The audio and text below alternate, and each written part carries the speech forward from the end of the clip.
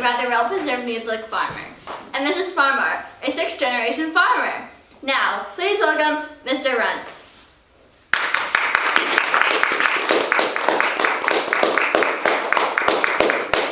Good morning, Mr. Runt. Hello. So I guess it would be easy to say that life has changed for you a lot in the past 12,000 years or so. I mean, your people developed agriculture, but what other advancements have you seen? Advancements like skybirds, Skybirds? Do you mean airplanes? wheel on box, go vroom, The car? go vroom. Okay, well then, let's get back to why we're really here. Agriculture. Agriculture, Yes, you know, like food? hunt, grow, eat. Good. How did you first just come to start hunting and growing? We make spears, we hunt, we fish, we drop seed in the ground, it grow. That was probably very important for your people. We eat. That seems to be the foundation of agriculture and life. Well, thank you, Mr. Runt, for your time. You've been most helpful, and good job on your self-preservation. You look, well, preserved. Like Helen, we're going to take a short commercial break. We'll be back here in a moment.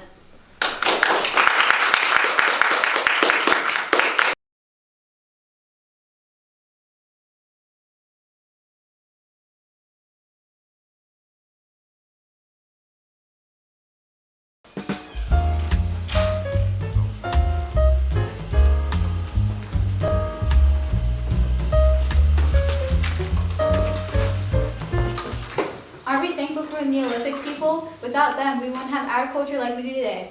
Hey, did you know that the Neolithic people were the last of hunters and gatherers?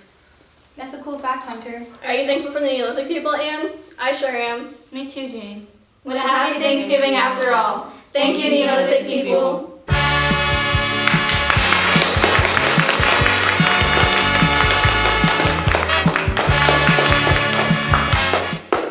Welcome back, Blake Helen, and aren't we fortunate to have heard from Mr. Runt?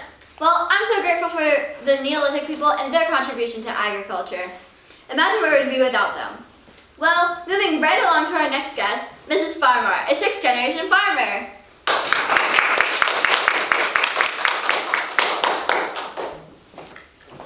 Welcome, Mrs. Farmer. Thank you for coming to our show. Hey y'all, I get up at 3 a.m. to take care of my animals anyway, so what's a quick trip to the studio? Well, that leads me to an interesting question. What kind of farming do you do? Well, that a packed question there, little lady. I have 500 head of cattle, 200 chickens, and I grow corn to help me feed my livestock. Livestock? Yeah, you know, my animals. Oh, yes, your animals.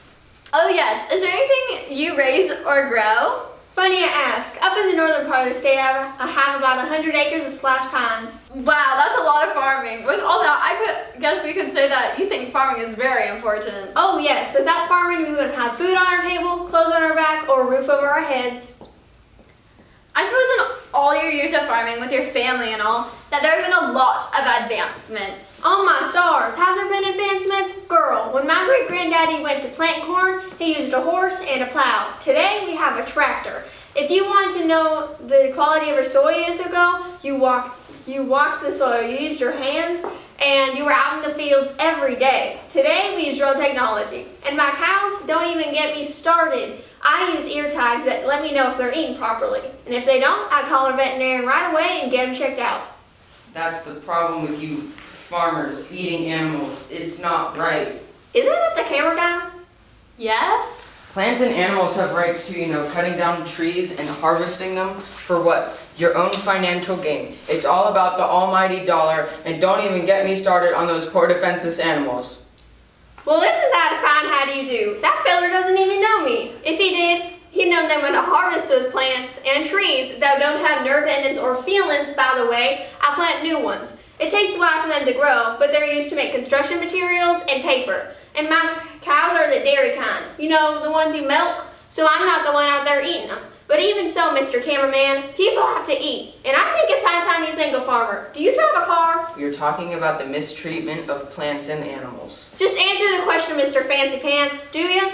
Well, yes, but No buts. Think agriculture for the tires on your car. Those leather shoes on your feet, agriculture. Stitches, latex gloves, agriculture. See, our last guest may have helped start the agriculture revolution, but us farmers do a lot more than feed people. Plus, we're trying to figure out how to feed a population that just keeps on growing and do it with less land.